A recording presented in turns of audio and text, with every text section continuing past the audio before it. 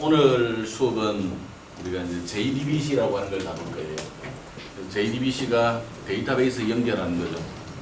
그래서 오늘 수업은 상당히 중요합니다.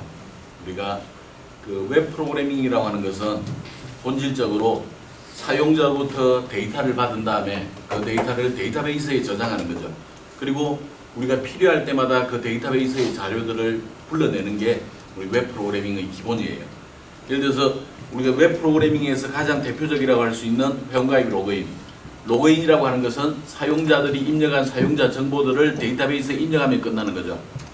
로그인은 사용자가 입력한 아이디와 비밀번호를 이용을 해서 데이터베이스에 있는 자료와 비교를 해보는 거죠. 일치하면 로그인에 성공하는 것, 일치하지 않으면 로그인에 실패하는 그런 내용들입니다. 즉, 웹 프로그래밍이라고 하는 것은 데이터베이스와는 따로 띄어서는 생각할 수가 없어요. 그래서 데이터베이스 작업은 우리 웹 프로그래밍에서는 무지무지하게 중요하다, 그렇게 이야기할 수 있겠습니다. 그래서 오늘은 이 내용을 잘 알아둬야 돼요. 근데 한 번만 잘 프로그램을 짜둔다면 여기 있는 코드들은 계속해서 재사용을 할 수가 있죠. 그래서 한번 그 개념을 잘 이해해 두면 되겠습니다. 자, 오늘 우리가 다룰 내용은 데이터베이스와 JDBC라고 하는 제목으로 다루겠습니다. 보통 JSP에서 가장 널리 사용하는 데이터베이스라고 한다면 사실은 오라클을 가장 많이 사용할 거예요. 자바 쪽에서는 오라클 다음으로 많이 쓰는 게 MySQL을 많이 씁니다. 윈도우 운영체제에는 MSSQL을 많이 사용을 하고 있는데 이 자바 쪽에서는 MySQL을 많이 써요. 그렇지만 우리는 MSSQL에 익숙하죠. 우리 수업은 기본적으로 MSSQL을 기본으로 하겠습니다. 근데 데이터베이스가 달라진다고 해가지고 엄청나게 내용이 달라지거나 그러지는 않아요. 우리가 필요한 드라이버 이용해주고 연결하는 과정만 조금 신경 써준다면 별로 다르지 않기 때문에 그냥 데이터베이스는 무엇을 사용하든지 그렇게 크게 중요하지는 않습니다. 그래서 오늘 우리 데이터베이스는 기본적으로 MSSQL을 이용해서 자바 프로그램과 어떤 형태로 연결하는가, 데이터를 어떻게 주고받는가, 이런 것들을 오늘 알아보려고 하는 게 우리의 목표입니다. 광수 생각에서는 지우개 얘기를 하고 있네요. 지우개가 자꾸 지어다 보면 크기가 적어지죠. 이런 것들을 우리 사람에다가 견주어서 생각한다면 우리가 사람들이 이제 교만한 사람들일수록 좀 그런 일들이 많이 벌어져요. 내가 조그마한 성공을 하면 거기에 도취돼가지고 그냥 기분 좋아가지고 막 그냥 뭐 흥분하고 그러죠. 근데 그런 사람들은 정작 큰 성공은 이루기는 힘들어요. 보통 바둑 용어에서 소탐대실이라고 하는 게 있죠. 작은 걸 탐하다 보면 큰 것들을 잃어버리게 마련이에요. 우리가 작은 성공에 만족하지 말고 큰 성공을 할 때까지 우리가 계속해서 좀 쌓아나가자, 그런 얘기를 하면서 오늘 수업에 들어갑니다. 행복한 경력 이야기에서는 미소 얘기를 하고 있는데, 미소라고 하는 것들은 우리가 이제 개발을 하면 기본적으로 잘 할 수 있는 게 미소예요. 미소는 이제 항공사 승무원들이 미소로는 굉장히 유명하죠. 승무원들은 미소에 대해서 연습을 합니다, 실제로. 그래서 늘 웃는 모습을 보이게 되죠. 희한한 것은 우리가 웃음이라고 하는 것은 내가 진짜로 깊어서 웃는 웃음하고 억지로 웃는 웃음이 있는데 그 두 개가 차이가 별로 없대요. 웃으면 웃을수록 행복해진다고 그럽니다. 억지로라도 웃으면 사람이 행복해질 수 있다. 자, 오늘 우리가 하려고 하는 것은 데이터베이스의 개념을 좀 알아보려고 해요. 근데 얘네들은 이미 우리가 여러 차례 데이터베이스는 공부를 했기 때문에 그냥 쉽게 이해할 수 있는 부분들이에요. 그래서 빠르게 좀 넘어가도록 하겠습니다. 그 다음에 MySQL에 대한 데이터베이스 설치 과정이나 MySQL을 사용하는 것들은 그냥 우리가 눈으로만 좀 살펴보도록 하겠습니다. 그리고 그 쿼리문 이용하는 방법에 대해서 잠깐 좀 살펴보도록 하고, JDBC를 이용해서 자바에서 데이터베이스 연동 프로그램을 작성해 보도록 하겠는데, 이때 사용할 데이터베이스는 우리에게 익숙한 MSSQL이라고 하는 데이터베이스를 이용해서 연동 프로그램을 짜보도록 하겠습니다. 자, 이제 실습을 위해서 폴더를 추가하도록 하겠는데, 이번에는 챕터 8이라고 넣기로 하죠. 우리가 수업 시간에 책을 보면 챕터 8을 보면 거의 이제 절반에 가까운 것들을 배워가고 있어요. 우리가 그 기간이 아주 오래지 않았지만 벌써 한 반 정도 배워가고 있는 겁니다. 굉장히 많이 나갔어요. 자, 데이터베이스라고 하는 것은 데이터를 체계적으로 관리해 줄 수 있도록 하는 소프트웨어를 데이터베이스라고 불러요. 보통 데이터와 베이스 두 개가 합쳐진 건데, 데이터는 우리나라 말로도 보통 데이터라고 그러죠. 베이스는 우리나라 말로 하면 기지 그렇게 표현할 수 있는 거예요. 오늘 메이저리그에서 뛰고 있는 유현진 선수가 승리를 거두었죠. 5이닝 2실점으로 승리를 거두었어요. 야구에서 1루 베이스, 2루 베이스 그런 표현을 쓰죠. 거기까지 선수가 진출하면 안전하게 있을 수 있다. 그게 이제 베이스라고 하는 개념이에요. 보통 우리가 그 에베레스트 산 같은 데 올라갈 때는 베이스 캠프라고 하는 얘기를 쓰죠. 그때도 베이스 같은 개념으로 사용하는 내용들이 되겠습니다. 베이스라고 하는 것은 기본적으로 안전하게 머무를 수 있는 것. 데이터베이스라고 한다면 데이터가 안전하게 머물 수 있는 곳, 데이터를 안전하게 관리할 수 있는 곳을 우리는 데이터베이스다. 그렇게 이야기할 수도 있겠어요. 그러니까 데이터베이스라고 하는 것은 기본적으로 데이터를 안전하게 유지하는데 여러 사람이 사용을 합니다. 혼자서 사용하는 것은 아니에요. 그래서 효율적으로 저장하고 관리하고 검색하고 이런 것들이 가능해지는 것들을 우리 데이터베이스라고 그래요. 보통 데이터베이스 그러면 DBMS라는 것들을 포함해서 생각하게 되는데 DBMS는 데이터베이스 매니지먼트 시스템이라고 그래요. 이런 DBMS로 대표적인 시스템들이 오라클, MS SQL, MySQL 이런 것들이 있는 거죠. 그리고 우리가 데이터베이스에서 데이터를 저장할 때는 이런 엑셀 워크시트 모양으로 저장을 하게 되는데 엑셀 워크시트 형태로 데이터를 관리해주는 데이터베이스 형태들을 보통 우리가 관계형 데이터베이스 이렇게 이야기합니다. 관계형 데이터베이스. 그래서 지금 현재는 세계에서 데이터베이스 그러면 거의 대부분이 관계형 데이터베이스다 이렇게 생각하면 되겠어요. 이전에는 다른 형태의 데이터베이스도 있었는데 다른 데이터베이스는 거의 사라졌어요. 거의 관계형 데이터베이스만 살아남았습니다. 근데 가장 최근에 들어서는 요즘 빅데이터 시대 그런 얘기를 하죠. 데이터가 돈이 되는 시대 그런 얘기를 하는데 빅데이터 시대에 관계형 데이터베이스가 오히려 적합하지 않다 그런 얘기들을 하기도 합니다. 그러나 어쨌거나 우리가 빅데이터로부터 추출되어 온 의미 있는 자료들은 이 데이터베이스, 관계형 데이터베이스에 저장이 된다. 그렇게 이해하면 되겠네요. 자, 데이터베이스에서는 가장 널리 사용하는 게 오라클입니다. 요번에 그 우리 1학년들에게 구글링 숙제를 내줬더니 보니까 그 오라클이 전 세계 시장 점유율이 대략 한 42, 3% 정도 되는 것 같아요. 즉 세계에 존재하는 데이터베이스의 절반 정도가 거의 그 오라클이다. 그 다음에 MS SQL이 한 20% 정도에 있는 것 같아요. 그리고 MySQL이 한 10% 정도. 그래서 MS와 오라클이 가장 널리 사용이 됩니다. 그러니까 오라클은 사용성이 가장 넓어요. 굉장히 강력합니다. 우수성이 입증돼 있어요. 그리고 PC는 물론 대형 서버에도 설치가 됩니다. 그리고 공급업체, 그 오라클을 공급해주는 업체 이름이 오라클인데 이전에는 굉장히 작았어요. 이전에는 선 마이크로 시스템들이 굉장히 컸는데 선 마이크로 시스템들을 잡아먹을 정도로 오라클이 커졌어요. 그래서 회사 이름도 오라클입니다. 업체의 강력한 지원을 받고 있죠. 그리고 분산 처리 지원하는 거, 모든 게 다 그렇죠.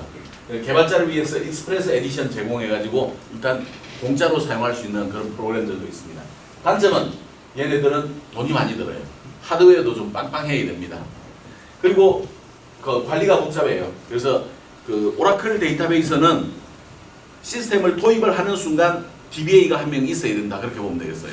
그래서 오라클 데이터베이스를 자유자재로 다룰 수 있으면 여러분들이 평생 동안 굶어 죽지는 않을 겁니다. 그 정도로 오라클 DBA라고 하는 것은 상당히 이제 널리 필요한 그런 사람들입니다. 또 단점 중에 하나, 비싸요. 오라클은 비쌉니다. 우리 학교에도 메인 데이터베이스는 오라클로 구축이 되어 있어요. 종합정보 시스템은 오라클로 구축이 되어 있는데 우리 학교 규모로 하더라도 거의 억대의 돈이 듭니다. 상당히 많이 들어요. 자, MySQL 상당히 괜찮은 SQL 서버입니다. 얘네들은 공개된 라이선스 저렴한 가격이 아니라 공짜로 다운로드 가능해요. 얘네들은 공짜로 쓸 수가 있어요. 그 다음에 지속적인 성능 향상으로 많은 부분에서 거의 손색이 없을 정도로 발전했어요. 최근에 들어서는 오라클이 인수가 됐습니다. 오라클의 인수가 됨으로 인해서 좋아지는 점이 있고 나빠지는 점이 있는데 어떤 점이 좋아지고 어떤 점이 나빠질까요? 그 이제 그런 면에서는 즉 옛날에는 공개된 라이선스고 어떤 특정 회사에서 개발하진 않았어요. 사람들이 그냥 재능 기부 형식으로 개발돼 왔는데 그러다 보니까 업그레이드가 되는 게 좀 한계가 있었어요. 근데 이제 오라클에 들어가는 순간 오라클이 그 기존의 오라클 데이터베이스를 쓰던 기술들이 접목될 가능성이 있는 거죠. 자, 반대로 단점은 유료화의 가능성이 분명히 있겠죠. 그죠? 자, 사실은 기술적으로 본다면 얘네들이 성능이 굉장히 좋아질 가능성은 가지고 있죠. 오라클이라고 하는 회사에서 이제 도입을 했으니까. 근데 공짜로 나눠주는 MySQL이 성능이 뛰어나면 뛰어날수록 오라클이 팔릴까요? 안 팔릴까요? 안 팔리겠죠. 그럼 어떡할까요? 그냥 얘네들을 이제 죽여버리는 방법도 있죠. 그죠? 회사를 M&A를 할 때는 두 가지 방법이 있어요. 첫 번째는 거기 기술이 필요해서 M&A 하는 경우가 있어요. 또 다른 한 방향은 나의 경쟁 상대가 될 만한 것들은 싹을 죽여버리는, 싹을 없애버리는 방법으로 M&A를 할 수도 있는 겁니다.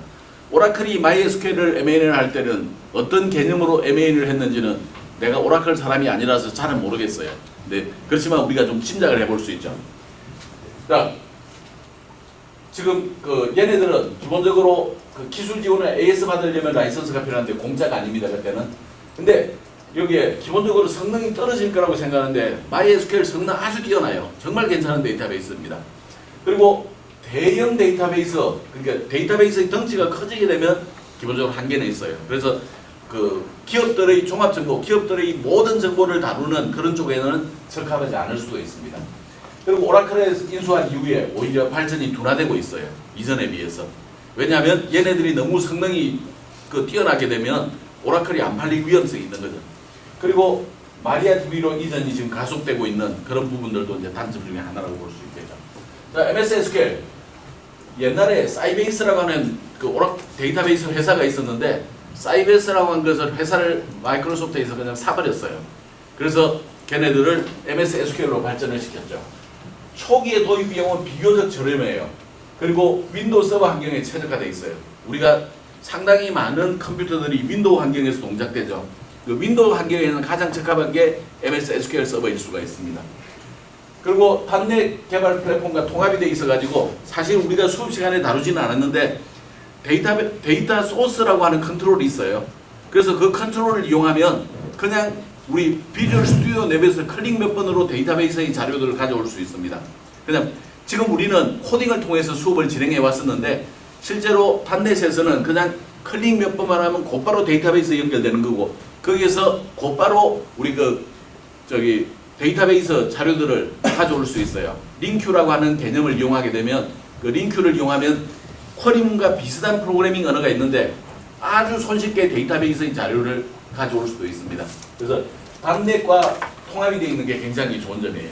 단점은 얘네들은 요게 단점이에요. 윈도우 서버 운영체제에만 동작이 돼요.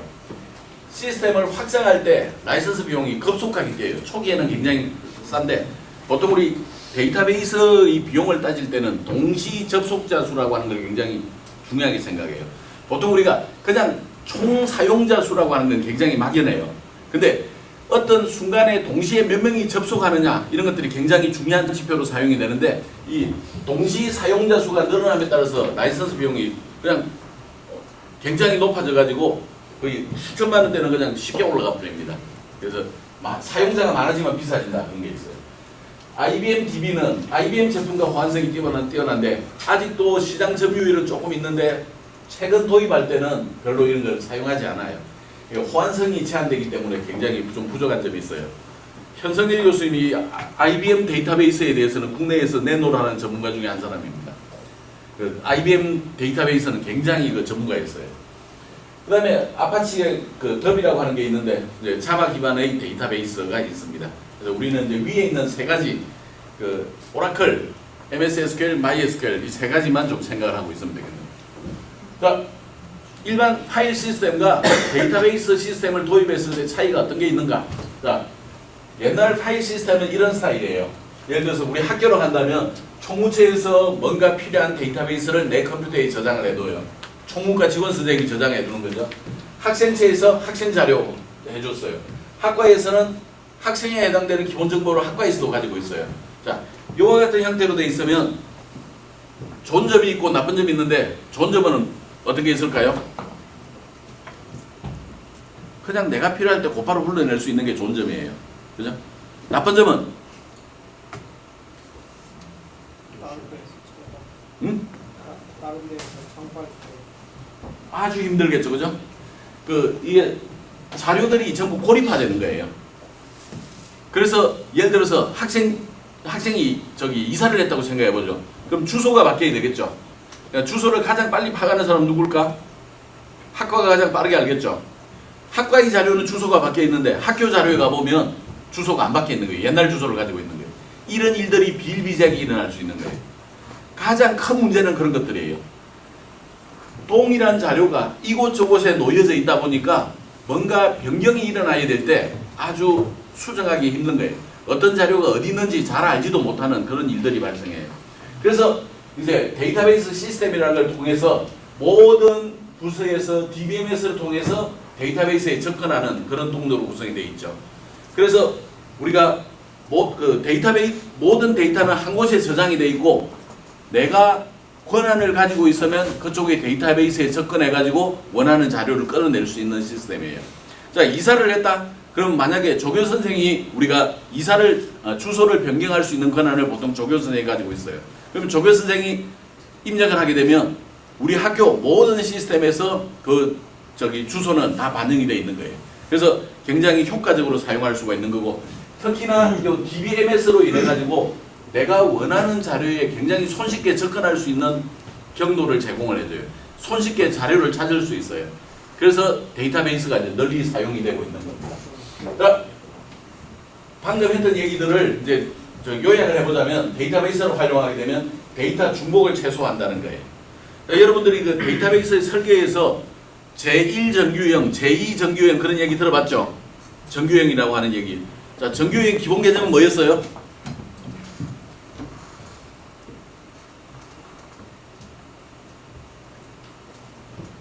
지금 내가 이야기한 게 있잖아. 그렇죠. 동일한 자료가 여러 곳에 있게 하지 말자.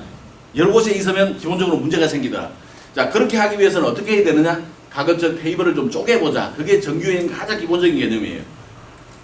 같은 자료가 이곳저곳에 존재하지 않도록 하기 위해서는 테이블들을 좀 분리를 해가지고 한 자료는 딱 한 곳에 있게만 하자. 그런 개념이 정규형 가장 기본적인 개념이고, 그렇게 하기 위해서 테이블과 테이블 사이에는 선을 그어주죠. 관계라고 하는 걸 맺어주는 겁니다. 우리가 정규형이라고 하는 것들의 근본, 중복을 최소화하겠다. 데이터베이스 자체가 중복이 최소화되는 그런 습성을 가지고 있는데 정규화라고 하는 것 또한 중복을 최소화하는 게 핵심입니다. 그 다음에 데이터 불일치 문제를 해결할 수가 있어요. 어떤 게 불일치냐? 자, 아까 전에 우리 주소 얘기를 했는데 학과에서는 주소를 바꿔놨어요. 근데 학교에서는 이미 다른 주소를 가지고 있어요. 거기에 특별하게 조치를 취해주지 않으면. 그러면 학과에서 파악하고 있는 주소와 학교에서 파악하고 있는 주소가 다르죠. 이런 것들이 데이터 불일치 문제가 되겠습니다. 그 다음에 데이터를 공유하기 쉽다는 거예요. 정보가 표준화되어 있다. 그 다음에 보안성을 제공해 준다는 거. 데이터가 무결성, 결점이 없다. 그런 것들을 보관해줘요. 그 다음에 대량의 데이터를 빠르게 검색할 수 있는 것. 이게 DBMS의 특징이라고 그랬죠. 그 다음에 텍스트나 다양한 데이터, 이미지나 파일 이런 것들도 관리할 수는 있어요. 근데 웹에서는 저네들은 관리하지 않습니다. 웹에서는 기본적으로 그 업로드 형태로 우리가 작업한 거 알고 있죠. 그리고 애플리케이션 개발하는 게 굉장히 용이해지는 이런 특징들을 가지고 있어요. 자, 데이터베이스 도입을 하게 되면 이제 추가적인 것들은 하드웨어가 좀 필요해요. 보통은 데이터베이스도 굉장히 바쁜 거기 때문에 일반 PC에다 넣어놓고 운영하기에는 조금 힘이 들어요. 일반 PC에는 혼자 쓸 때는 그렇게 크게 문제가 안 되는데 사용자 수가 늘어나게 되면 PC는 속칭 버벅거려요. 속도가 눈에 띄게 떨어집니다. 그래서 이제 이 서버 장치들, 웹 서버나 데이터베이스 서버나 여러 명이 동시에 접속하는 장치들은 늘 하드웨어의 성능이 굉장히 뛰어나요. 보통 그런 것들은 CPU가 한 개짜리가 아니라 CPU가 굉장히 여러 개가 들어있고 그 CPU들도 일반적으로 우리 그 PC용 CPU가 아니라 그 서버용 CPU들이 있어요. 보통 이제 IBM 기준으로, 그 인텔 기준으로 한다면 제온 CPU라 그래요. 갑자기 나 용어가 생각이 안 났어. 제온 CPU. 제온 CPU는 CPU 한 개에 한 200만 원 가요. 그런 것들이 CPU 한 개에 한 200만 원짜리가 거기에 4개, 8개 이렇게 들어있어요. 그래서 동시에 여러 명이 접속을 하더라도 성능이 떨어지지 않게 해주는 그런 것들에 설치를 합니다. 물론 무조건 거기에 설치는 하질 않죠. 이제 사용자가 얼마만큼 되느냐 그걸 따져보고 적당하게 해야죠. 이제 CPU를 그 200만 원짜리를 많이 박으면 상당히 좋긴 하겠죠. 대신 돈이 많이 들잖아요. 그죠? 그래서 그런 것들을 이제 트레이드 오프를 해줘야 됩니다. 그다음에 데이터베이스를 관리하는 DBA가 필요합니다. 보통 이제 SQL 서버의 경우에는 그나마 MySQL이나 SQL 서버가 MS SQL 같은 경우에는 DBA를 따로 두지 않는 경우도 있어요. 근데 오라클을 도입하는 순간 일반적으로 DBA가 한 명이 있다. 직원을 한 명을 더 써야 되는 겁니다. 사람을 더 써야 되는 거예요. 그런 일들이 있어요. 그다음에 데이터 백업, 복구와 관련된 전문 기술이 필요합니다. 그리고 데이터 백업을 하는 데 있어서도 지속적으로 백업을 하다 보면 이제 돈이 들어요. 뭐 근데 사실은 백업에 소요되는 돈은 그렇게 크진 않아요. 요즘은 옛날에는 저장 매체가 굉장히 비쌌거든. 그래서 이전에는 그 저장 매체를 사는 돈이 만만치 않았어요. 근데 요즘 뭐 하드디스크 뭐 테라 단위의 하드디스크라고 하더라도 얼마 안 하잖아요. 그죠? 그래서 백업에 소요되는 비용은 그렇게 크진 않아요. 자, 데이터베이스, 데이터 분류, 파일형, 파일 시스템이에요. 이건 데이터베이스 아니에요. 그 다음에 세그먼트형, 여기 개천적으로 데이터베이스를 관리하는 시스템인데 요즘 안 써요. 그 다음에 레코드형, 이것도 네트워크형으로 데이터 관리하는 건데 요즘 안 써요. 지금은 테이블형, 관계형 데이터베이스 관리 시스템이라고 그래요.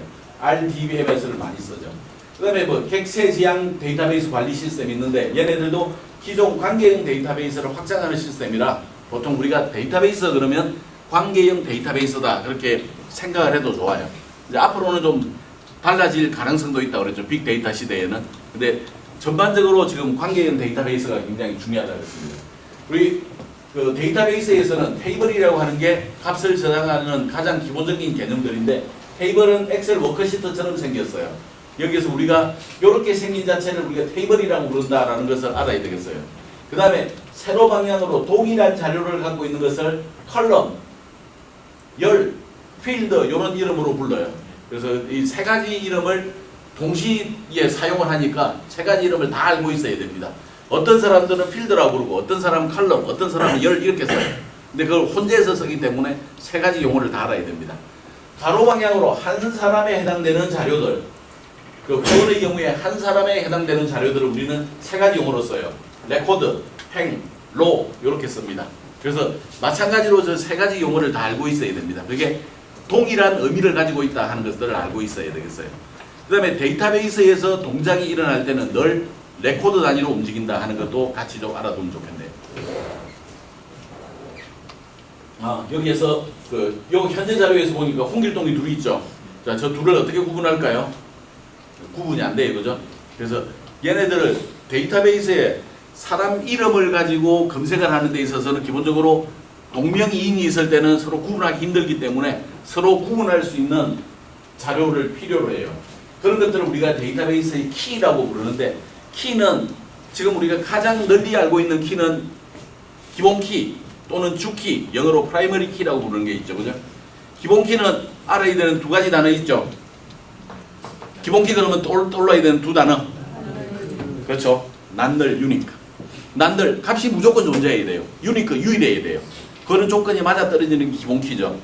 기본 키의 후보가 될 수 있는 키들을 보통 우리가 후보 키라는 용어로 사용하기도 해요. 후보 키 중에서 가장 적합한 걸 뽑아서 기본 키, 주키로 사용을 하는 거죠. 그 다음에 테이블과 테이블 사이 관계는 다음에 나오는구나. 그래서 우리가 학생의 경우에는 학번과 같은 게 가장 뛰어난 기본키, 주키로서의 역할을 할 수가 있습니다. 자, 우리 포털 시스템에서 기본키는 어디에다 잡아줘요? 회원 관리를 하는데 보통 이제 유저 아이디를 쓰는 겁니다. 그죠? 그래서 회원 가입할 때 우리 아이디 중복 검사를 하게 되죠. 자, 최근에 들어서 포털에서 아이디가 아닌 다른 것들을 사용하기도 해요. 어떤 걸 주로 사용할 수 있죠? 뭐 이메일이라든지 또 전화번호, 휴대전화번호 이런 거 중복이 안 되죠. 이런 것들이 이제 후보키로 사용이 될 수 있는 것들이에요. 자, 외래키. 자, 외래키는 지금 여기에서 거주지를 봤더니 여기 서울, 인천, 대구, 서울 이렇게 서울이 지금 두 개가 나와 있네요. 이런 것들도 좀 우리가 구분을 해주면 데이터 관리가 좀 더 쉬워질 수 있는데 이런 거주지라고 하는 것들을 별도의 테이블로 만들자. 그러면 저 주기로서 지역 코드로 1, 2, 3, 4, 5 주고 지역을 서울, 뭐 부산, 대전, 대구, 인천 이렇게 표시를 해준다면 여기에 거주지 위치에 서울이라고 값을 주는 게 아니라 이렇게 값으로 저 지역 코드에 해당되는 값들을 여기다 부여를 해줄 수도 있어요. 그러면 나중에 우리가 테이블과 테이블 사이에서 조회를 할 때 조인을 통해서 내가 조회를 하면 그 사람의 거주지를 알아낼 수 있는 방법이 있죠. 이와 같이 우리가 처리를 해줄 때 여기에 요런 것들을 기본키 테이블이라고 그러고 여기에 기본키에 있는 얘네들을 기본키라고 부릅니다. 그 다음에 거주지에 1, 2, 3, 4로서는 여기는 1이 지금 중복이 되어 있죠. 이런 형태의 중복이 들어갈 수 있고 다른 것들을 참고한다 그런 의미로 쓰는 것을 외래키라고 그래요. foreign key라고 부릅니다. 자, 외래키 제약 조건은 어떤 것들을 위배할 때 발생하게 되죠? 외래키 제약 조건. 기본키 제약 조건은 우리 알잖아. 두 개. 난널 유니크. 그걸 위배될 때 기본키 제약 조건이 위배가 발생돼요. 외래키 제약 조건은 자, 내가 여기다가 현재 1, 2, 3, 4가 있는데 여기 5번을 준 경우 기본키 테이블에 존재하지 않는 값을 여기에 거주지의 키로 준 경우가 외래키 제약 조건이 발생되는 경우입니다. 그래서 외래키 제약 조건이 발생했다라고 얘기를 한다면 그때는 내가 기본키 테이블에 어떤 값들이 기본키 값들이 주어져 있는지 내가 참조할 때 엉터리로 참고하는 게 없는지 이런 것들을 확인해 보는 거예요. 자, 우리 학생이라면 예를 들어서 학과 테이블이 있어요. 1번 컴퓨터공학과 이렇게 들어있단 말이죠. 근데 여기에 예를 들어서 1, 2, 3, 4 4개의 학과가 있다고 가정을 합시다. 5번을 넣으면 걔가 무슨 과 소속이에요? 알 수가 없는 거죠. 학생은 학과 소속이 있어야 되는데 소속 학과가 있어야 되는데 엉터리 학교에 존재하지 않는 학과들이 있을 수 있는 거죠. 그런 것들이 문제가 되는 겁니다. 그게 외래키 제약 조건의 위배고 그런 것들을 우리 데이터의 무결성, 데이터의 일관성 그렇게 부릅니다. 그래서 그 기본키를 참고하게 함으로써 존재하지 않는 데이터의 입력을 방지해주는 그런 역할들을 하게 하는 게 외래키 제약 조건입니다. 자, 이제 그 MySQL 요거는 그냥 구경만 하겠습니다. 다운로드하는 위치는 dv mysql.com 밑에 다운로드 위치에 가면 요런 페이지가 나올 거예요. 그 중에서 우리가 하려고 하는 것은 MySQL을 윈도우 운영체제에서 이제 구동을 하고 싶어요. 그래서 MySQL on Windows라고 하는 걸 처리해 주면 되겠고 여기에 글자가 커려서 잘 안 보인다. 그 MySQL 인스톨러인가 보네. MySQL 설치작 인스톨러를 누르면 되겠어요.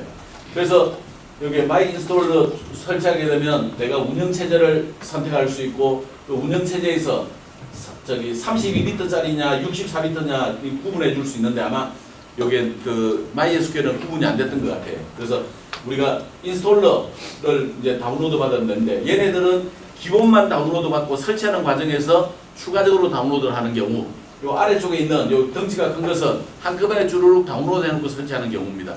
그래서 우리는 이렇게 덩치가 큰 애, 용량이 큰 얘를 다운로드 해주면 되겠어요. 자, 걔네들을 쭉 하다 보면 이런 페이지가 나오는데 여기에서 이제 로그인을 요구하기도 하고 그럴 거예요. 그 중에서 밑에 보면 그 No thanks, just start my download 얘를 클릭을 하게 되면 그냥 무료로 다운로드 할 수가 있습니다. 자, 이제 다운로드 이용한 설치 파일을 이용해서 따당 더블 클릭하면 이제 설치가 되겠죠. 그래서 여기에 그 인스톨 버튼을 눌러주면 되겠고 거의 대부분의 경우에는 기본적으로 그냥 다음 누르면 됩니다. 그리고 여기에서 이제 지금 사용하려고 하는 유저네임과 그다음에 패스워드를 넣어줍니다. 여기에 이 JSP 북에다가 롤을 우리나라 말로 하면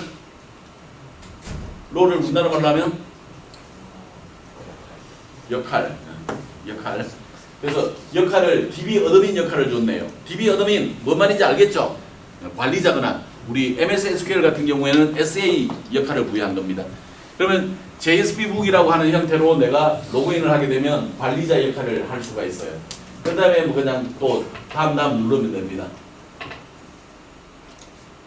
그래서 이제 설치가 이제 끝났고 이제 설치가 끝나고 나서 이제 데이터베이스를 사용하는 데 있어서 MS SQL과 MySQL의 경우에는 여러 곳에서 차이가 있는데 자료형을 표시하는 자료형 자체부터 좀 다릅니다.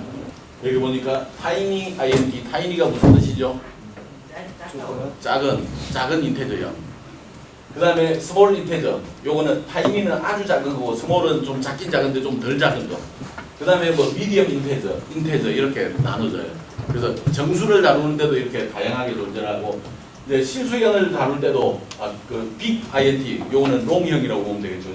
그 다음에 float, double, real 이런 형태가 있어요. 날짜를 다룰 때 date, 시간을 포함한 날짜는 date time, 그 다음에 시간과 시간 사이의 간격을 나타낼 때 time stamp, 그 다음에 시간을 나타낼 때 time, 연도는 year, 뭐 이런 게 들어있고, 그 다음에 글자 날 때 캐릭터 뭐 이런 것들이 들어있어요. 그래서 우리가 전반적으로 MySQL을 하기 위해서는 기본 자료들이 어떤 자료들이 있는지를 우리가 좀 이해를 해야 되겠네요.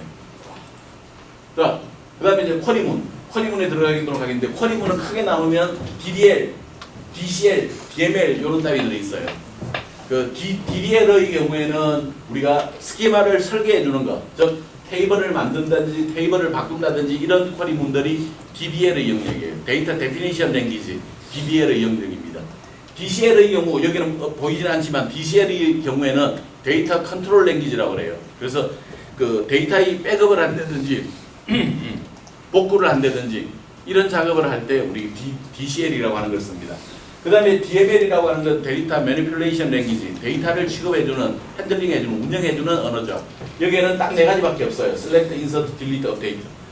나머지 위에 DDL의 영역은 기본적으로 우리가 그 MS SQL을 사용할 때는 매니지먼트 스튜디오를 이용하면 굉장히 손쉽게 작업을 해줄 수가 있어요. 근데 조금 더 한 단계 진화를 하려면 그 DDL의 영역도 우리가 쿼리문을 알고 있으면 좋아요. 그래서 그 우리가 매니지먼트 스튜디오를 이용해서 테이블 만드는 건 이미 알고 있지만, 이번 시간에는 우리가 데이터베이스 작업에서 크리에이트 테이블을 이용해서 직접 쿼리문으로 테이블을 만드는 과정까지도 같이 한번 공부를 해보겠습니다. 그러니까 한 번쯤 구경을 해놓으면 나중에 여러분들이 회사에 가서 그런 쿼리문들을 금방 책을 찾아서 살펴볼 수가 있을 거예요. 자, 테이블을 만들어주는 것, DDL의 가장 기본은 테이블 생성입니다. 여기 크리에이트 테이블이라고 하는데, 가장 간단하게 보자면 이렇게 해주면 돼요. 크리에이트 테이블, 그리고 이름을 적어주면 됩니다. 그 다음에 칼럼을 정의하고 데이터 주고 옵션 주고, 칼럼하고 데이터 주고 옵션 주고, 이렇게 정의를 해주면 되겠어요.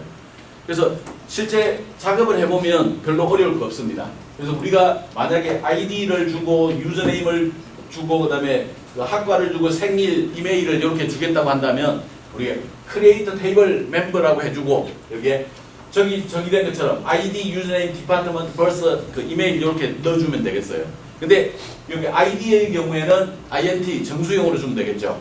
그 다음에 유저네임은 그 사람 이름인데 지금 현재 20자를 잡았고 베리어블 캐릭터를 줬네요. 베리어블 캐릭터는 가변 글자죠. 최대 20자까지 글자가 가변될 수 있는 게 베리어블 캐릭터입니다. 디파트먼트 베리어블 캐릭터로 7자 줬네요. 자, 원래는 이 학과 같은 경우에는 키로 줘가지고 연결해 주는 게 좋지만 그는 값을 입력한다고 보고 글자 7자를 줬네요. 생일은 데이터로 줬습니다. 날짜. 그 다음에 이메일은 베리어블 캐릭터 40자로 줬네요. 자, 여기다가 내가 아이디에다가 기본키를 달고 싶어요. 그러면 기본키는 값이 무조건 존재해야죠. 난늘. 그 다음에 여기 프라이머리 키라고 하는 제약 조건을 명기를 해주게 되면 얘네들이 주키, 기본키로서 동작되게 됩니다. 자, 테이블을 바꾸고 싶다. alt 테이블을 해주면 돼요. 그래서 뭐 alt 테이블하고 테이블 이름 해주고, 내가 뭔가를 추가하고 싶다. add, 뭔가 바꾸고 싶다. modify, 지우고 싶다. drop, 뭐 enable, disable은 가능하게 하다, 불가능하게 하다 하는 거죠. 어떤 특정한 기능들을 사용하겠다, 사용하지 않겠다, 이런 것들을 지정할 때 써요. 그래서 만약에 내가 뭔가를 추가하고 싶다, 전화번호를 추가하고 싶다 그러면 멤버 테이블에 add라고 해주고 넣어주면 되겠어요. 그리고 여기에 값이 무조건 존재라 난널이라고 넣어주면 됩니다. 제약 조건을. 그래서 이런 스타일로 테이블을 변경을 해줄 수 있어요. 자, 이제 데이터를 추가하는 것, 인서트 인투 구문 사용하면 되죠. 인서트 인투 구문을 통해 가지고 테이블 이름 넣어주고 컬럼 이름 넣어주고, 그다음에 밸류스 한 다음에 필요한 값들을 넣어주면 돼요. 필요한 값을 넣어주는 방법은 3가지가 있죠. 첫 번째는 그 기본 설정 값을 넣어주는 것, 디폴트를 넣어주는 방법. 그 다음에 두 번째, 널 값, 값이 없으면 그렇게 넣어주는 것. 그 다음에 실제 값을 주는 것. 이런 3가지 방법이 있어요. 널 값을 주기 위해서는 테이블 구조를 설계할 때 널 값 허용이 되어야 되겠죠. 그래야만 널 값을 줄 수가 있습니다. 그렇게 처리를 해주면 되겠어요. 그래서 여기에 있는 것처럼 그 강기동이라는 사람을 학번 이렇게, 그 다음에 학과는 정보기술, 그 다음에 생년월일 이메일을 준다면 이렇게 넣어주면 되겠어요. Insert into members라고 넣어주면 되겠어요. 그 다음에 여기 원래는 이제 가장 핵심적인 거는 여기다 학과를 필요한 값들을 넣어주는 거죠. 근데 동일한 순서대로 다 넣어주는 경우에는 여기에 그 칼럼 이름은 생략 가능하다 그랬습니다. 그 다음에 values 쓰고 이렇게 순서대로 넣어주면 되겠어요. 만약에 널값 허용된 게 있고 내가 어떤 세 개의 필드만 주고 싶다 그러면 ID, 디파트먼트, 유저네임만 이렇게 세 가지 값을 주자 이렇게 처리해 줄 수도 있습니다. 그 경우에 널값이 허용이 돼야만 저런 스타일은 가능해요. 이메일에 널값이 허용이 돼야만. 널값 허용이 안 되면 개수가 안 맞아서 오류가 생기겠죠. 자, 데이터 수정은 업데이트 부분입니다. 업데이트 테이블 이름 써주고 뭐 ID 값을 뭘로 이름을 뭘로 이렇게 저기 바꿔주면 되겠어요. set하고 필드 이퀄 값, 필드 이퀄 값 이런 형태로 넣어주면 되겠어요. 그리고 조건이 있어야 되겠죠. 조건이 없으면 어떤 일이 벌어져요?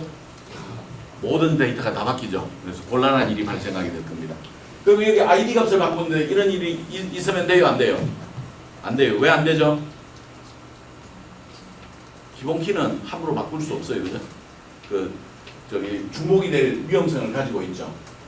자, 데이터 삭제는 딜리트라고 해주면 됩니다. 그래서 여기에 where 조건식을 줘야 되는데 where 조건식을 안 주면 마찬가지로 테이블에 있는 모든 자료가 다 날아가죠. 그래서 요 업데이트 딜리트 쓸 때는 where 부분이 꼭 필요하다. 그렇게 기억을 해두는 게 좋아요. 자, 데이터 조회는 셀렉터. 자, 우리가 쿼리문을 공부하는 데 있어서 딱 DML 영역은 4가지밖에 없어요. 그죠? 근데 우리가 쿼리문을 공부하는 데 있어서 셀렉트가 95%고 나머지 3가지가 5%밖에 안 돼요. 나머지 3개는 너무너무 쉬워요. 복잡할래요? 복잡할 수가 없어요. 필드가 늘어나면 필드 개수만 늘려주면 되는 거예요. 딱 그 구문 자체가 달라질 수가 없어요. 얘네들은 인서트를 할 때 조인해서 인서트하거나 이런 일은 없어요. 순서대로 넣어줘야 돼요. 순서대로. 뭐 무슨 테이블에 기본키 테이블의 값을 먼저 부여를 하고 그 다음에 그걸 참고하는 테이블을 값을 넣어주고 이렇게 순서대로 넣어줘야 돼요. 그래서 그 인서트, 업데이트, 딜리트는 늘 하나의 테이블과만 관계를 맺기 때문에 복잡할래요? 복잡할 수가 없어요. 근데 셀렉트는 좀 복잡해요. 그냥 조인도 가능해야 되고 하위 커리도 알아야 되고 뭐 복잡한 그 계산 함수들도 알아야 돼요. 뭐 컴퓨터라든지 뭐 유니언이라든지. 그래서 셀렉트 구문은 굉장히 좀 공부를 많이 해야 돼요. 그래서 여러분들이 그 2학기 동안 셀렉트 열심히 공부했죠. 그런 것들이 우리 수업 범위 내에서는 그렇게 널리 이용되지는 않았지만 실제로는 그런 부분들이 여러분들이 기업에 가서 공부할 때는 일을 할 때는 굉장히 많이 필요한 것들이에요. 자, 이제는 JDBC라고 하는 쪽에 들어가 보도록 하죠. JDBC는 자바 데이터베이스 커넥티비티 그런 그 약자입니다. 자바와 데이터베이스 사이에 연결을 해주는 그런 장치를 JDBC라고 그래요. 우리 그 ASP.NET 배울 때 ADO.NET처럼 데이터베이스에 연결해주는 장치를 JDBC라고 그래요. 얘네들은 자바 프로그램에서 서로 다른 데이터베이스를 연결할 수 있도록 표준화된 방법으로 접속할 수 있는 방법을 제공해주는 API 규격이라고 해요. 모든 데이터베이스를 개발하는 회사에서는 JDBC에 해당되는 모듈들을 개발해서 제공을 해주게 돼 있어요. 자, 그 MS SQL은 어느 회사에서 만들었죠? 마이크로소프트에서. 마이크로소프트가 다른 거는 제공을 안 해줘도 JDBC는 제공을 해줍니다. 왜냐하면 그래야만 자기들이 자바를 이용해서 프로그램 개발하는데 얘를 팔아먹을 수가 있죠. 그죠? 그래서 JDBC만큼은 제공을 해줍니다. 자, 우리가 애플리케이션에서 뭔가 웹서버를 통해서 데이터베이스에 접속하게 될 텐데 웹서버에서 사용할 때는 저 JDBC 드라이브 관리자가 필요해요. 거기에서 오라클 드라이브를 이용하면 오라클 데이터베이스에서 가져올 수도 있고 뭐 MySQL로부터 가져올 수도 있고 MS SQL로부터도 가져올 수도 있고 그래요. 그래서 이 원래 그 쿼리문 자체가 DBMS가 달라진다고 해서 엄청나게 달라지지는 않아요.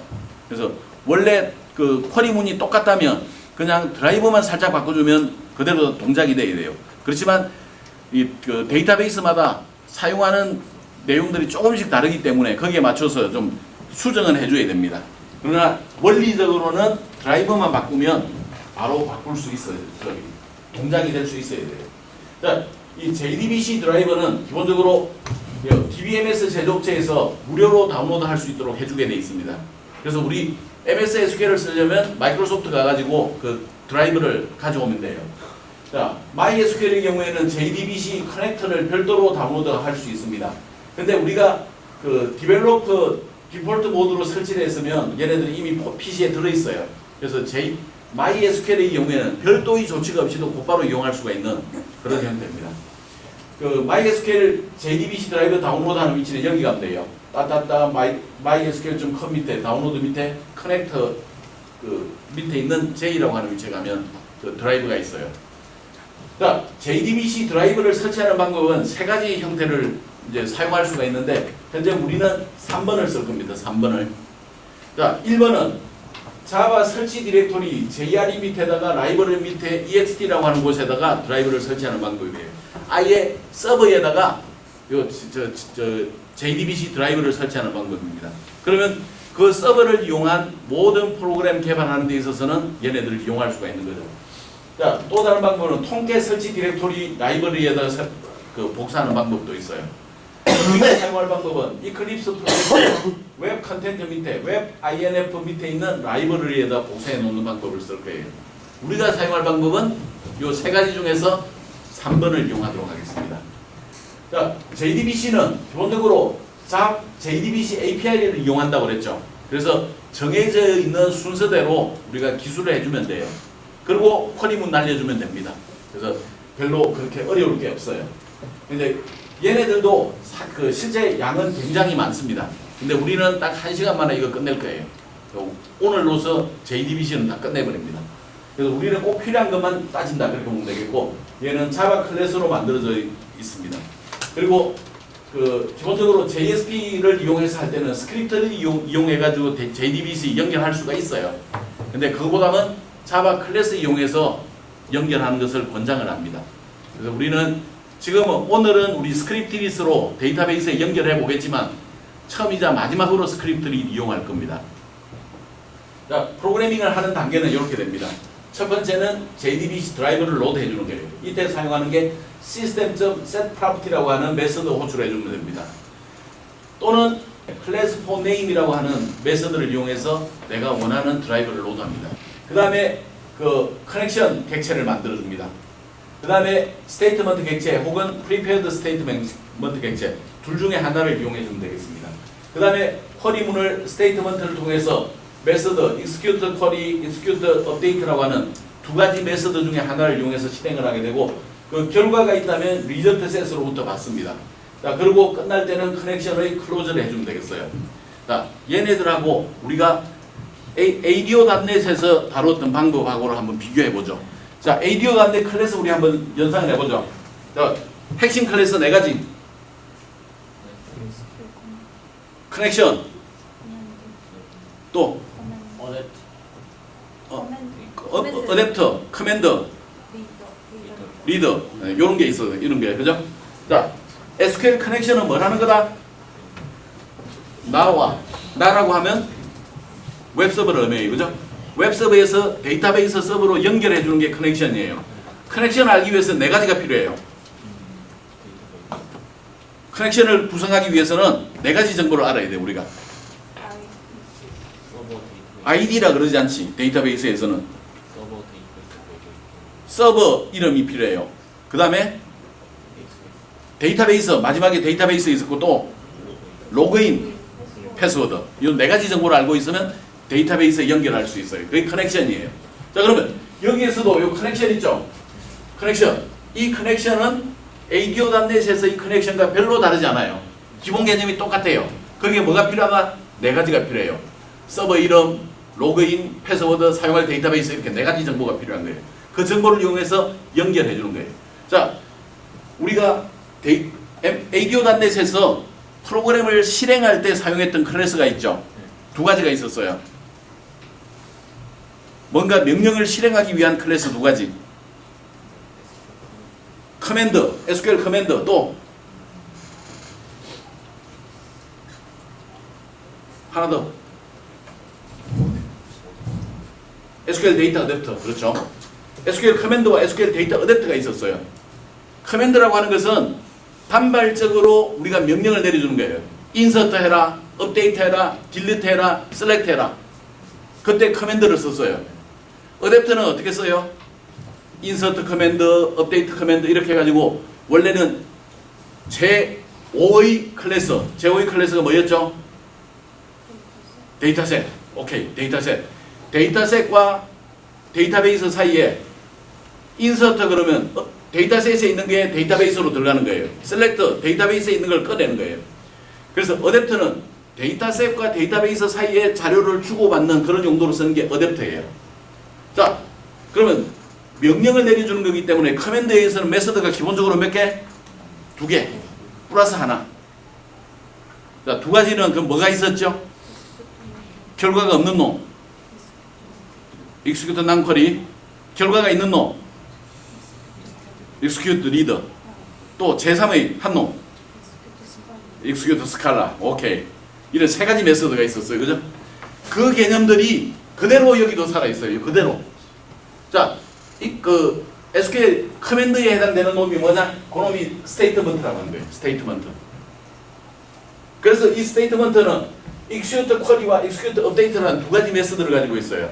execute query는 뭘 끄었다? 결과가 있다 없다? execute query 결과가 있다 없다? 결과가 있는 거 select 할 때 execute query 쓰는 거예요. 결과가 없는 놈들 밑에 거 써요. execute update 써요. execute scala는 없어요. 여기. 딱 2개가 있어요. 메서드 2개. 자, 여기 보니까 데이터셋에 해당되는 게 있어요 없어요? 데이터셋 없습니다. 데이터셋 없어. 데이터셋이 없다는 얘기는 SQL 데이터 어댑터가 있다 없다? 없어. 걔도 없어. 그래서 딱 기본에 해당되는 커맨드 SQL 커넥션부터 나와야지. 커넥션 커맨드에 해당되는 것만 딱 있는 거예요. 그게 커넥션 스테이트먼트예요. 자, 우리가 인서트를 하면 결과가 없으니까 괜찮은데 결과가 있는 놈들을 받아내려면 결과를 받아내는 장치는 필요하겠네요. 그 우리 SQL 데이터 리더에 해당되는 아이. 걔 이름이 뭘까? 저기 있잖아. 저놈이 그놈이에요. 그래서 우리가 알아야 되는 것들이 커넥션, 스테이트먼트, 리절트 셋이라고 하는 이런 3가지를 기본적으로 알고 있으면 되는 거예요. 개념이 이해됐죠? 우리가 ADO.NET을 배웠기 때문에 굉장히 쉽게 이해할 수 있어요. 자, 여기다 하나 더. Prepared Statement라는 놈은 뭐냐? Prepared는 우리나라 말로 하면 준비하다죠. 그죠? ED가 붙어있으니까 준비된. 명령문은 명령문인데 미리 준비를 해놨어. 쟤네들은 뭘 하는 거냐면 쿼리문을 미리 딱 구현을 해놓고 어느 위치에 무슨 값을 넣어주세요. 어느 위치에 무슨 값을 넣어주세요. 이런 스타일로 실행하는 거예요. 스테이트먼트는 통 쿼리를 줘야 돼. 쿼리문을 통째로 줘야 돼. 거기에 비해서 Prepared Statement는 미리 쫙 문장을 구성해놓고 내가 주는 값을 여기다 넣고 여기다 넣고 여기 넣어서 실행해 나오. 이렇게 처리해주는 방법이에요. 자, 이제 거의 종바지 막바지 왔네요. 이제 리절트 셋을 보죠. SQL 데이터 리더를 연상하면 돼요. SQL 데이터 리더. SQL 데이터 리더 읽을 때 우리는 첫 번째, 그 두 번째 해가지고 딱 2가지를 알아두자 그랬어요. 그 SQL 데이터 리더의 2가지 속성. 무슨 only라고 하는 게 2가지가 있었어. SQL 데이터 리더에 무슨 only라고 하는 2가지가 있었어. 오케이, 하나 나왔고 또 하나 앞으로. 그렇지. forward. read only, forward only. read only. SQL 데이터 리더에서는 값을 내가 읽어낼 수가 있지 거기에 값을 쓰지는 못한다. 그게 read only였어요. forward only는 한 줄 읽고 그 자동으로 다음 줄로 건너가고 자동으로 다음 줄 건너가고 앞으로 전진만 하지 이전 거 다시 보여주세요. 안 된다. read only, forward only. 그 속성을 리절트 셋은 그대로 가지고 있어요. 그럼 공부 다 했네 이제. 그죠? 이제 공부 다 한 거야. 우리가 오늘 하려고 하는 거. 네, 그 내용들을 이해를 하고 있으면 되게 쉬워져요. 자, 이제 그 드라이버를 사용하는 방법을 알아야 되겠네. 자, JDBC입니다. 그 MySQL을 사용하는 경우에요. 그래서 system.set.property로부터서 JDBC 드라이버를 갖고 오는데 얘네들은 요 위치에 있는 드라이버를 가져오는 거다. 이렇게 지정을 해줍니다. 그 다음에 class for name은 class.for name으로부터 요거 그대로 여기 한 번 더 써주면 돼요. 그래서 거기 있는 드라이버들을 로드하게 됩니다. 그 다음에 얘네들은 여기 들어가는 요 이름들은 클래스 이름은 이제 데이터베이스마다 각각 달라요. 그래서 거기에 내가 사용하려고 하는 데이터베이스에 맞춰서 저 클래스들을 다운로드 해야 됩니다. 그 다음은 데이터베이스 연결해야 되겠죠. 연결할 때는 드라이브 매니저라고 하는 클래스의 get connection 메서드를 이용을 하게 됩니다. 이때 필요한 정보들은 JDBC의 위치를 알아야 되고 사용자 아이디를 알아야 되고 비밀번호를 알아야 돼요. 아까 전에 4개라 그랬는데 왜 여기는 저기 3개밖에 없지? 여기 URL 속에 그 2가지 정보가 들어있습니다. 서버와 사용할 데이터베이스 정보가 URL에 들어있습니다. 그래서 여기에 2개, 세 번째, 네 번째 이렇게 들어간다. 그렇게 보면 되겠어요. 그 다음에 JDBC의 URL은 기본적으로 이렇게 써요. JDBC 콜론 해주고 하이 프로토콜 써주고 콜론 해주고 데이터 원본 식별자 이렇게 써주는 겁니다. 그래서 실제로 MySQL 방식의 형식을 쓴다면 JDBC 콜론 여기 하이 프로토콜은 MySQL이라고 써요. 콜론 해주고 여기에 데이터 원본 식별자 IP 주소 밑에 스키마 밑에 포트까지 넣어주면 되겠어요. 이런 스타일로 넣어주는 겁니다. 자, 이거는 MySQL을 쓸 때. 자, 데이터베이스가 이제 그거 같이 이제 연결이 만들어지고 나면 이제 우리가 커넥션 객체를 이용해서 뭔가 커넥션 객체를 만드는데 드라이브 매니저의 클래스에서 get connection이라고 하는 메서드 실행하면 돼요. 필요한 정보 URL과 ID와 비밀번호 넘겨주면 연결 객체가 날아옵니다. 자, 스테이트먼트 이거는 명령문이라고 그랬죠. 명령문 여기는 쿼리문이 필요해요. 그래서 execute 쿼리는 select문 실행해가지고 결과를 result set으로 받아요. 아까 이야기된 거죠. 그 다음에 execute update는 insert, update, delete 실행하는 거고 실행하고 난 이후에 결과가 넘어온 게 없습니다. 자, 스테이트먼트 객체는 쿼리를 문자열로 연결해야 돼서 좀 복잡해요. 예를 보자면 이런 거예요. 스테이트먼트를 만드는데 STMT라고 하는 객체로 만들 거예요. connection.create statement 실행을 하면 되겠어요. 괄호 속에 이제 그 내용들이 들어가야 되겠어요. 그리고 여기 저기 실행문을 만들고 이제 실행을 할 때 STMT execute update를 통해서 insert into 해가지고 결과들을 쭉 나열을 해줘야 돼요. 쿼리문을 그대로 여기다 다 표시를 해줘야 돼요. 그러다 보니까 쿼리문이 뭐 짤막짤막하면 크게 문제가 안 되는데 쿼리문이 길거나 그럴 때는 상당히 불편한 거예요. 그래서 이런 불편함을 막아주기 위해서 prepared statement라고 하는 걸 만들어요. prepared statement는 어떻게 만드느냐? 내가 PSMT라고 하는 객체를 prepared statement로 만드는데 con.prepare statement라고 하는 메서드 실행하면 됩니다. 여기에 필요한 쿼리문을 딱 줘요. 자, 요 위치에 값이 필요하고 요 위치에 값이 필요하다. 이렇게 넣어주는 거예요. 물음표로. 여기에 실행할 때 이 2가지 값을 다 오라고 지정을 해놓은 거예요. 명령문을 미리 기술을 해두는 거예요. 그 다음에 필요할 때마다 set string에 1번 위치에 요 값을 넣어주세요. 2번 위치에 이 값을 넣어주세요. 자, 1번, 2번 있었죠. 각 위치에 내가 전달받은 값을 요 위치에 할당을 해주세요. 이렇게 지정하는 거예요. 그런 다음에 PSMT에 execute update 해주면 명령문이 실행이 되는 겁니다. 자, 앞에 거랑 이거랑 비교해보니까 어느 게 좀 더 편해 보여요?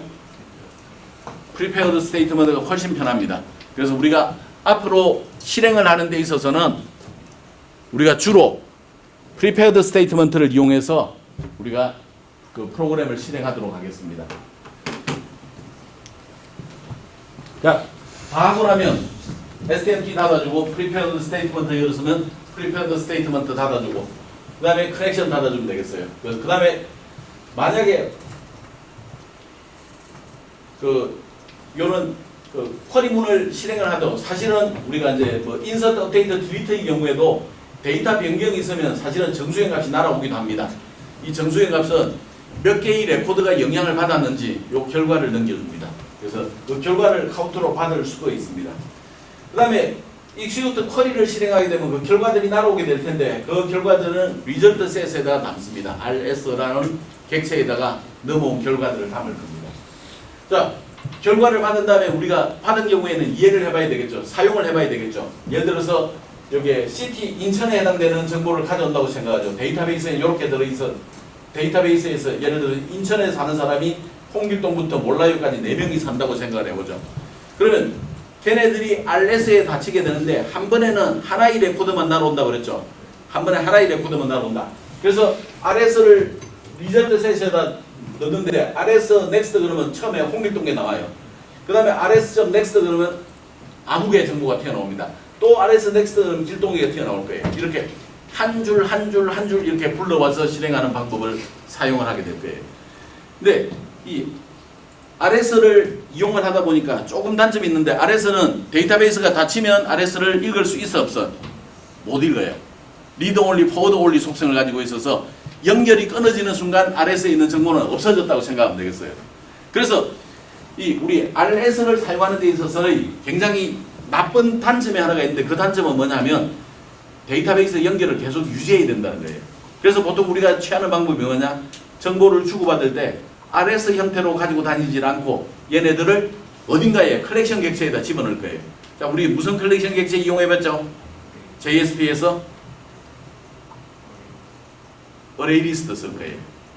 오늘은 안 쓰는데 오늘은 어레이 리스트 쓰지 않고 기본만 딱 공부를 하는데 나중에는 여러 개의 데이터를 가져왔다. 그러면 어레이 리스트에다가 쫙 저장을 할 거예요.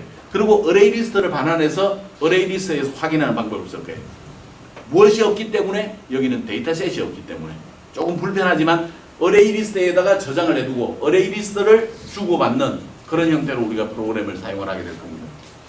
자,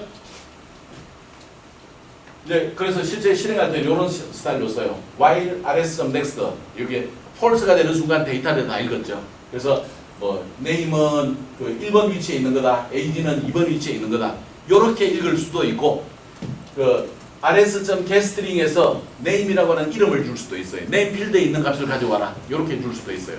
두 가지 방법 중에서 어느 걸 사용해도 상관이 없는데 어느 걸 쓰는 게 좀 더 명확할까요?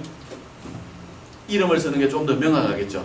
그래서 우리는 그 두 가지를 연습해야 된다 그래서 4개 정도를 가져오면 2개는 1, 2번으로 2개는 이름으로 계속 이게 저기 순서로 가져온 것도 가능하고 이름으로 가져오는 것도 가능하다. 그렇게 프로그램에서 사용을 하겠습니다.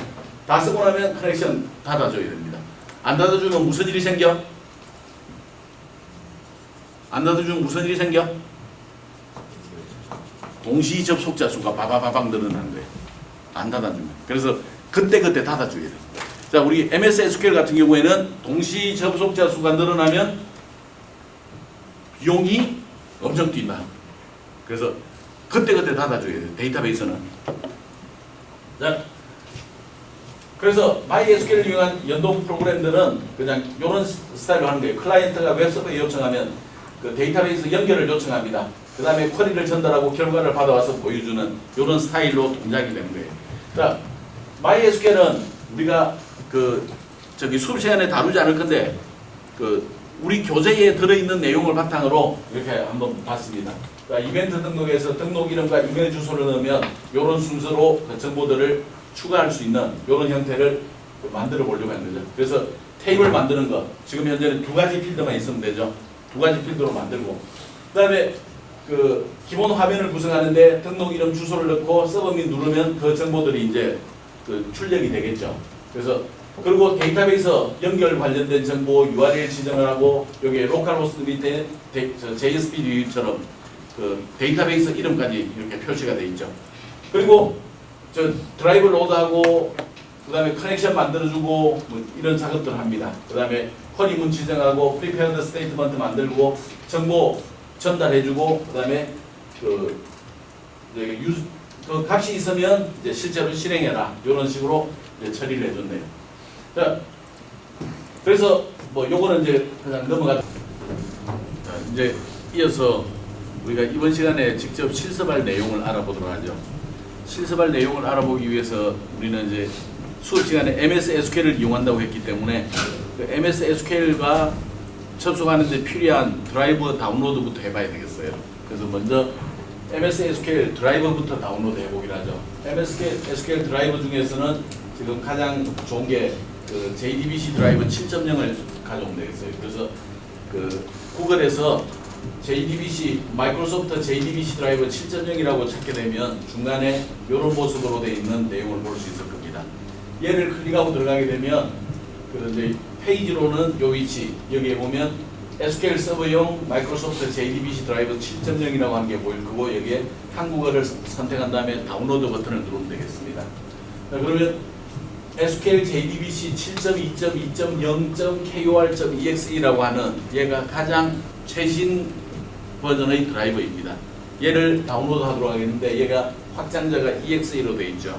아래쪽에 있는 hard.gzip이라고 하는 것은 이거는 압축 파일이에요. 그래서 쟤는 압축 해제를 하게 되면 폴더의 구조들이 보일 거고 위에 있는 것들은 내가 설치할 위치를 지정하게 되면 그 위치에 그 파일들이 압축 해제가 돼 있을 겁니다. 그래서 다운로드 한 다음에 언집을 실행을 하게 되면 이런 형태의 내용물들이 존재하는데, 이때 우리가 필요한 것은 지금 MS SQL JDBC 드라이브에서 7.2.2의 그 JRE 8번, 현재 우리 JRE를 8을 깔아놨죠.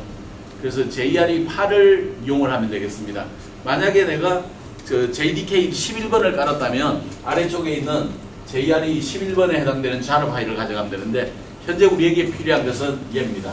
그래서 요게 얘를 압축 해제가 되어 있는 중에서 이 jar 파일을 복사를 하도록 하죠. 그런 다음에 얘네들을 어디다 집어넣냐면 우리 그 탐색기에서 이게 웹 INF 밑에 있는 라이브러리 밑에 여기다가 붙여넣기를 하겠습니다.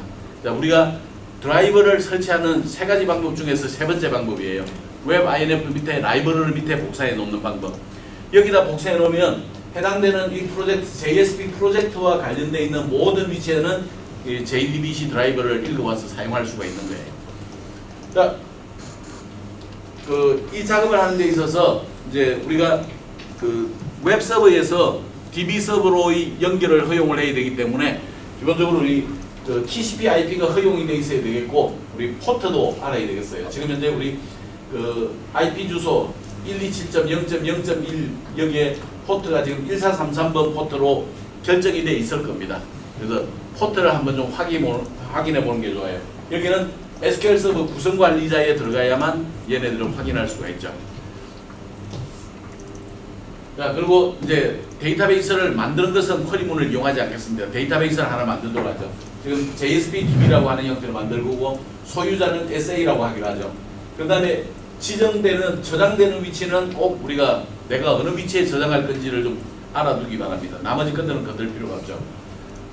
다음 로그인을 추가하겠습니다. 로그인에는 지금 그 JSP 유저라고 하는 형태로 넣을 텐데, 지금 여기 우리 실습실은 공용으로 사용하고 있기 때문에 JSP 유저에다가 여러분 이름 이니셜로 하든가 아니면 여러분 이름 이니셜로 만들어주기 바랍니다. 그 다음에 패스워드라고 넣고, 암호정책 강제 적용을 적용하지 않겠습니다. 암호정책 강제 적용은 두 가지라 그랬죠. 첫 번째는 만료기간이 있다. 어떤 특정 시점이 되면 더 이상 이 로그인을 사용하지 못한다는 게 첫 번째입니다. 두 번째는 다음 로그인할 때 비밀번호를 바꿔주세요. 이 두 가지가 있는데, 그 두 가지를 사용하지 않기 위해서 암호정책 강제 적용을 체크를 없애도록 하겠습니다. 그러면 아래에 자동으로 두 가지가 같이 없어질 겁니다. 우리가 사용할 데이터베이스는 JSP DB라고 하는 데이터베이스를 쓸 거죠. 자, 다음은 이제 쿼리문을 이용해서 테이블을 만들어 보도록 하겠습니다. 이제 members라고 하는 테이블을 만들도록 하겠는데, 자, 사용할 데이터베이스 이름은 JSPDB. create 테이블을 통해서 members는 만드는데 use ID, password, name, address 네 가지를 만들도록 하죠. 그리고 address는 널 값이 허용이 되어 있고 나머지는 널 값이 허용이 되어 있지 않습니다. use ID에 기본 키, 프라이머리 키 제약 조건이 잡혀져 있죠. 그러면 그 생성된 테이블을 보면 그 오른 마우스 디자인 보면 이런 모습으로 우리 데이터베이스가 만들어져 있는 걸 볼 수가 있을 겁니다. 자, 이 화면을 보니까 우리 기억나죠? 원래 우리가 만들 때는 그냥 이 화면에서 만들었습니다. 근데 이제 쿼리문을 이용해서 한번 만들어 본 거예요. 자, 데이터를 우리가 테스트를 하기 위해서 데이터를 일부 좀 추가를 해보도록 하죠. 인서트 인트 부분 쓰면 됩니다. 멤버스 테이블에 넣는데 우리 4개의 필드에 대해서 이런 값들을 넣어주세요 라고 할 수도 있고, 지금 여기에 마지막 필드는 널 값 허용이 되어 있기 때문에 이렇게 널 값 넣을 수도 있습니다. 널 값이 허용이 되어 있을 때는 use ID, password, name이라고 하는 3개의 필드만 값을 줘도 되겠죠. 널 값이 허용되어 있을 때 생략하더라도 주기에 없어도 들어갈 겁니다. 이같이 우리 테이블의 구조에 따라서 우리 데이터를 입력하는 작업을 좀 해봤네요. 그 다음에 select 문을 실행을 해보면 4개의 데이터가 이제 들어있는 것을 확인할 수가 있었을 겁니다. 자, 원래는 그 데이터베이스에는 4단계 이름을 적용을 하게 되죠. 원래는. 그래서 서버 이름, 데이터베이스 이름, 소유자 이름, 그 다음에 그 개체 이름 이런 스타일로 넣어주는 건데, 보통 우리가 앞에 걸 생략하고 멤버스만 이용을 했던 겁니다. 그래서 그렇게 4단계 이름을 이용을 할 수도 있습니다. 그래서 지금 현재 4개의 데이터가 지금 추가가 되어 있는 걸 볼 수가 있네요. 왜 하나가 없지? 앞에 3개였나? 하나, 둘, 셋, 넷. 이렇게 4번을 넣으면 이거는 안 들어가겠네, 그지? 저기 기본키 제약 조건이 위배돼서 얘는 안 들어가겠죠. 그래서 4개의 데이터가 들어있겠네요. 자, 이제 직접 우리가 JSP를 연동을 해보도록 하겠는데, 첫 번째는 스크립트를 이용해가지고 곧바로 데이터베이스에 연결하는 방법을 한번 써보도록 하죠. 자, 지금 JDBC test.jsp라고 하는 파일을 하나 만들겠습니다. 얘네들은 JSP 파일 내부에서 모든 처리를 진행을 하는 거예요. 이건 권장하지 않습니다. 그냥 이게 가능하다 하는 걸 한번 딱 해보는 용도입니다. 자, 뭐 위에 건 이제 설명 안 해도 되죠. 페이지 지시어, 그리고 여기 입력으로 전달된 것에 대해서 우리 그 캐릭터 인코딩을 처리를 해서 한글이 깨지지 않게 하는 겁니다. 우리 기존의 모든 파일들에 대해서는 인코딩 방식을 UTF-8 방식으로 정의를 해두었죠. 그래서 전달돼 온 것도 또 특별한 일이 없으면 UTF-8 방식으로 날아올 거예요. 그래서 인코딩을 처리해주고, 그 다음에 이제 커넥션과 프리페어드 스테이트먼트를 사용을 할 거예요. 얘네들을 입력하면 기본적으로 오류가 생기겠죠. 오류가 생기지 않기 위해서는 어떻게 해야 돼요? 위쪽에 이렇게 임포트 부분을 넣어주면 됩니다. java.sql.별표라고 넣어주면 거기에 들어있는 모든 클래스, 뭐 모든 클래스 그래봐야 3개밖에 없습니다만 그 3개를 다 사용할 수가 있는 거죠. 아, 4개구나. 스테이트먼트, 프리페어드 스테이트먼트까지 4개. 자, 이제 데이터베이스 드라이버 관련돼 있는 정보를 이제 추가해야 되겠습니다. 그래서 지금 현재 우리 드라이버 다운로드 받아놨죠. 거기에서 그 JDBC 드라이버 이름은 좀 길어요. com.microsoft.sqlserver.jdbc.sqlserver 드라이버예요. 이름이 좀 상당히 깁니다. 점점점이 좀 많죠. 그냥 그대로 입력하면 됩니다. 자, URL을 이제 지정을 해줘야 되는데, URL은 이건 옛날에 내가 초기에 테스트하던 겁니다. 그냥 그때 저희 데이터베이스 이름 지정하는 걸 몰라서 테스트했던 건데, 최종적으로 찾은 건 이런 거예요. 자, JDBC 쓰고 여기 프로토콜 이름이죠. 그 다음에 하이 프로토콜로는 여기에 이제 우리 MS SQL 쓸 때는 SQL 서버라고 써주면 됩니다. 그리고 콜론이라고 해주고 주소 넣어주면 되겠죠. 포트 번호 넣어주면 됩니다. 세미콜론 해주고 데이터베이스 네임 이퀄 JSPDB라고 해주면 내가 사용할 데이터베이스를 설정을 해줄 수 있습니다. 그 MySQL에서는 그냥 폴더 형태로 표시해주면 되는데, 그 MS SQL에는 폴더 형태로 이제 표시해주면 안 됩니다. 꼭 이렇게 데이터베이스 네임 형태로 지정해줘야 되겠어요. 그 다음에 유저네임 지정하고 패스워드 지정해주면 되겠어요. 그 다음에 클래스.4name 메서드를 통해서 여기에 지정했던 이 JDBC 드라이브 이름을 집어넣어주면 그 결과들이 나에게 이제 전달되어 오겠죠. 그리고 드라이브 매니저.get connection을 통해서 요 URL, 유저 패스워드 값을 넣어주면 그 결과들이 나오는데, 그 결과들을 커넥션 객체 CONN에다 받도록 하겠습니다. 이 커넥션이 이루어지거나 하면 내가 이제 데이터베이스 작업들을 처리를 해줄 수가 있는 거죠. 자, 이제 그 HTML 소스에 이제 들어가 보도록 하죠. 그래서 헤더 태그, 바디 태그 이제 나왔습니다. 그리고 결과를 담기 위한 리절트 셋을 정의를 하기로 하죠. 그래서 RS에는 지금 널 값 아무것도 없는 상태입니다. 데이터베이스 작업은 오류가 발생할 수 있어서 트라이 캐치 문으로 담아주는 게 좋습니다. 트라이 문 내부를 보면 내가 필요한 쿼리는 일단은 우리가 간단하게 불러오는 것만 처리하기 위해서 멤버스 테이블에서 모든 정보를 다 셀렉트하는 부분으로 잡아두기로 하죠. 그 다음에 프리페어드 스테이트먼트를 만드는데 이 쿼리 문을 이용해서 만들도록 하겠습니다.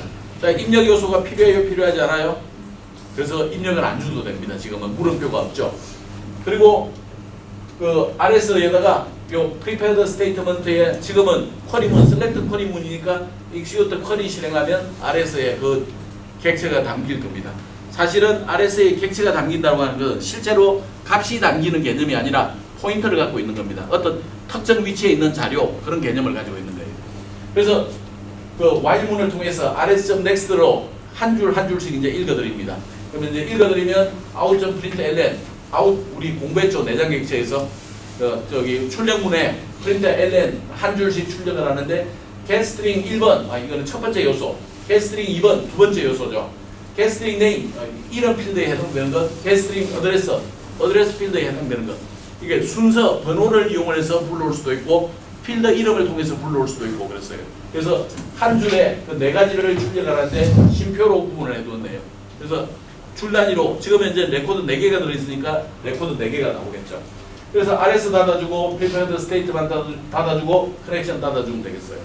만약에 오류가 발생했다면 오류 메시지를 출력을 해주면 되겠네요. 자, 그래서 실제 실행을 하게 되면 이런 결과가 나올 겁니다. 즉 내가 MS SQL 서버에 저장이 되어 있는 데이터를 셀렉트하는 데 성공했다는 것을 알 수가 있는 거죠. 일단 셀렉트를 성공을 했습니다. 자, 나중에는 이제 인서트 쿼리문을 날려주면 이제 인서트가 되는 거고, 딜리트 쿼리문을 날리면 딜리트가 실행이 되는 겁니다. 지금 정상적으로 그 MS SQL에서 내가 데이터를 가져와서 화면에 표시해줬다 하는 것까지 공부를 한 거예요. 자, 이제는 클래스를 이용해서 그 MS SQL을 연동하는 방법을 보기로 하죠. 실제로 우리가 이 방법을 이용해서 앞으로 진행을 할 겁니다. 그래서 DO 클래스 사용하고 DAO 클래스 사용하고, DO 클래스 많은 거죠. 데이터를 주고받는 클래스, 데이터를 가지고 다닐 형식에 해당이 되는 거죠. DAO 클래스, 메서드를 담고 있는 것, 내가 동작을 가지고 있는 게 DAO 클래스입니다. 그래서 우리가 그 MVC 패턴에서 뷰와 컨트롤러는 JSP로 구성하는데, 이번 예제는 물론 그 얘네들 컨트롤러까지는 만들지는 않았습니다. 모델 영역은 구성하도록 하죠. 비즈니스 로직을 담당하는 영역입니다.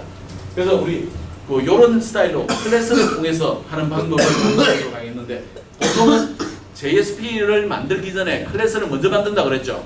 클래스를 먼저 만들어둬야만 오류가 안 생기니까 미리 클래스를 먼저 만들겠습니다. 그래서 얘네들은 지금 이제 그 멤버 빈이라고 하는 것과 멤버 DAO라고 하는 두 가지 형태로 만들 텐데, 멤버 빈은 DO 클래스입니다. 정보를 전달하기 위한 용도예요. 그래서 클래스를 추가하는데 클래스 이름은 멤버 빈이고, 패키지는 프로젝트.차트08이라고 넣어주기로 하죠. 그래서 지금 현재 우리 데이터베이스가 이런 형태로 구성이 되어 있으니까 요 네 가지 정보를 주고받기 위한 거죠. 그래서 우리 여기에 똑같이 유저 아이디, 패스워드, 그 다음에 네임, 어드레스 이렇게 네 가지 자료를 저장을 하도록 하겠습니다. 전부 글자로만 구성이 되어 있죠. 그래서 DO 클래스는 기본적으로 데이터베이스의 필드 구조하고 거의 같이 가져가면 되겠어요. 때에 따라서는 우리가 조인 구문이 이루어진다면 그때는 뷰 형태의 구조를 같이 가져간다 그랬죠. 정보를 주고받기 위한 용도입니다. 그래서 이제 이런 그 멤버빈 클래스를 만들었네요. 자, 만든 다음에 우리 그 제너레이트 게틀스 세틀스 실행을 하게 되면 요만큼 자동으로 만들어지죠. 이건 타이핑하지 말자 그랬습니다. 그죠? 그래서 이제 게틀스 세틀스를 집어넣습니다.